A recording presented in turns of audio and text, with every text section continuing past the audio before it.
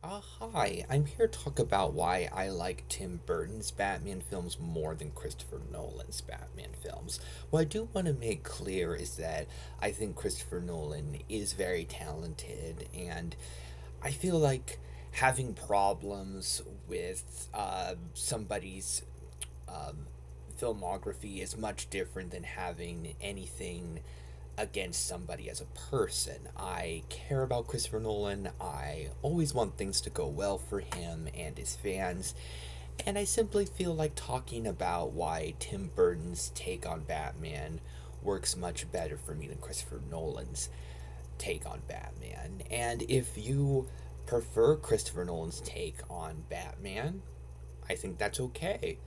Um, if you don't like Tim Burton's take on Batman, I also think that's okay.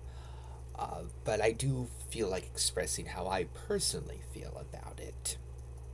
I think that the two films of Batman's history that Tim Burton directed are amazing. I love Batman, and I think that Batman Returns is possibly even better than Batman. And I think that they're some of the better superhero films. On a visual level, I think that they could be the most visually impressive superhero films that have ever been made. And there have been so many superhero films afterwards and films done much later, so it could seem like the Tim Burton Batman films could not hold up on a visual level, but I feel like the creative passion that Tim Burton has led to the most visually exciting and interesting looking superhero films that there's ever been. And I love the take on Batman in the films. I often prefer a more happy, wholesome sort of feeling Batman, but I feel like Tim Burton is the one director that was able to make a very serious take on Batman fully work. And I feel like Tim Burton never lost sight of the entertainment of the Batman franchise. Batman and Batman Returns are serious films, and Batman Returns could be considered the most messed up of any of the live action Batman films. But despite that, both of Tim Burton's Batman films are incredibly entertaining. Batman himself is a very entertaining character. He has a lot of funny scenes as Bruce Wayne. He has such a cool presence. And even though he's sharing screen time with the villains, I don't feel like Batman is a throwaway character or supporting character. It still feels like um, they're Batman films to me, and the villains are so much fun, and I love the villains getting a lot of screen time. I feel like the Batman franchise is so great because of Batman and his villains, so putting so much focus on the villains makes a lot of sense to me, and I feel like all of them were done incredibly well. Um, the Joker feels very classic. Catwoman feels much different, and I feel like it could actually be considered an improvement over what Catwoman's been before. Possibly the most interesting take on Catwoman there's ever been. The version of Penguin, I think, specifically works for Batman Returns. I don't think it's what I would want Penguin to be in other versions of Batman, but it's great for specifically Batman Returns. Um, Alfred is wonderful. Commissioner Gordon doesn't have a whole lot to do, unfortunately. Um, but the visuals are fantastic, the music is incredible, and the films are very interesting and very rewatchable. Christopher Nolan's Batman films certainly have things that work. On a visual level, I don't think they're as exciting or as interesting as Tim Burton's Batman films, but they are very well directed films. There are a lot of exciting looking action scenes and lots of interesting stuff. Not a big fan of the costumes though. I feel like the Christopher Nolan Batman films leave out a lot of the interesting imagination of the Batman franchise for a less heightened take on Batman, and it makes things a lot less interesting and feel a little more on the generic side for me. And I feel like the Batman films that Christopher Nolan directed, not feeling like superhero films, uh, I feel like could maybe help them stand out in the superhero genre, but make them also feel more generic in comparison to other films. And I want Batman films to feel like superhero films and to feel fun. I don't think they always need to be campy, and I don't think that Batman and Batman Returns are super campy films, but I do feel like they never lost sight of the fun, the creativity, the imagination of Batman. And I feel like Batman Begins was the start of Batman films lacking that sense of fun.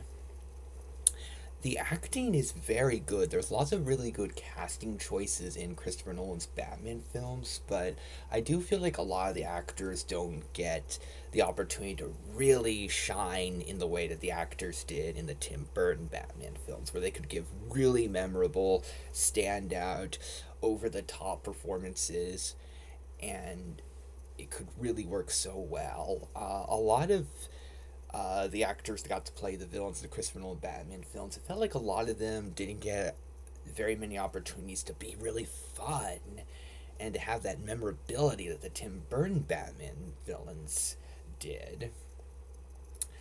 Because there was so much fun and attention given to the villains in Christopher Nolan's Batman films, but I feel like not to the same level as Tim Burton, not even close.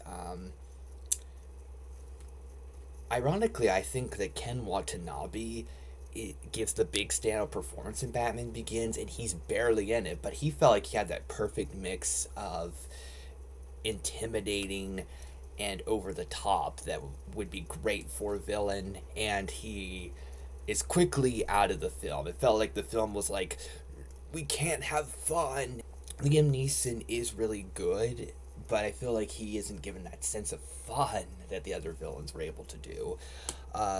It's great to finally see Scarecrow in a live action Batman film, but I feel like even though he is fun and I like some of the stuff that's done with him, I feel like he doesn't get quite enough to do, which is odd because he is in all three Christopher Nolan Batman films, but Batman Begins is the only one where he doesn't feel like a cameo.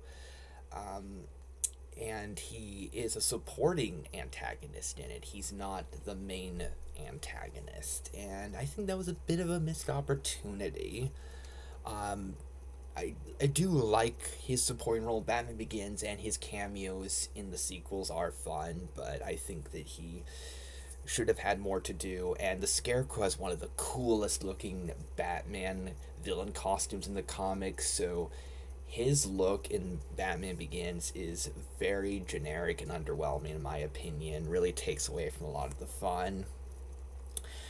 When it comes to the Joker, I think Heath Ledger's performance worked really well. I'm not a big fan of how the Joker was written, though, and that is disappointing. I feel like Heath Ledger did his work, but I feel like a lot of the other people working on the film kind of led to a more serious Joker that, which is ironic because of the Joker's big iconic quote, why so serious? I want to say that to the Joker. Why are you so serious? I want a fun Joker. The Jack Nicholson Joker was way more fun, and of course, the true number one definitive Joker, Cesar Romero, I feel like has yet to be topped, and I don't think he ever will, because I think future versions of the Joker are gonna be so focused on being obsessed with being the scary ultimate bad guy for Batman.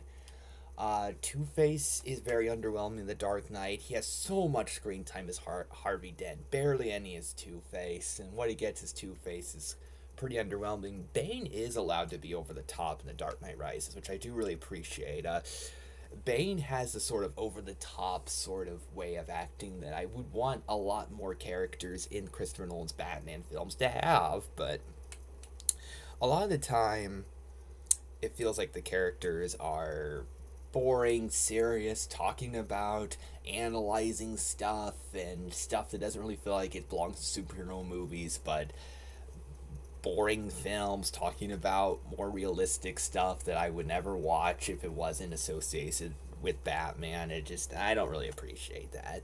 It's ironic that as dark as the Joaquin Phoenix Joker films get, they still feel more entertaining than the Christopher Nolan Batman films. The Joker gets to be in a colorful costume, dance around, and have some fun, even though they're very depressing downer films. If you really think about it, they're still a lot more fun than Christopher Nolan's Batman films, which is interesting. Christopher Nolan's Batman films feel like they're trying so hard to be so dignified, mature, uh, very articulate, professional. They very much feel like business meetings. Like the scene where Bruce Wayne is at I think Wayne Enterprises meeting and his eyes are closed. I feel like that summarizes a lot of aspects of the Christopher Nolan's Batman films. The meetings, um, they feel very professional. The movies feel like super seriously, technically well made films that aren't super memorable, aren't super entertaining. They have a lot of good qualities in them, a lot of good acting, directing, some really good music. Even though it's not as good as the music in Tim Burton films, there's still some really well done and sometimes fantastic sounding music. But overall, Christopher Nolan's Batman films feel a lot more generic than Tim Burton's Batman films, and they don't stand out as much. And I feel like they lack a lot of the things that I love about the Batman franchise. So you can feel free to let me know if you agree, and if you disagree, I think that's okay.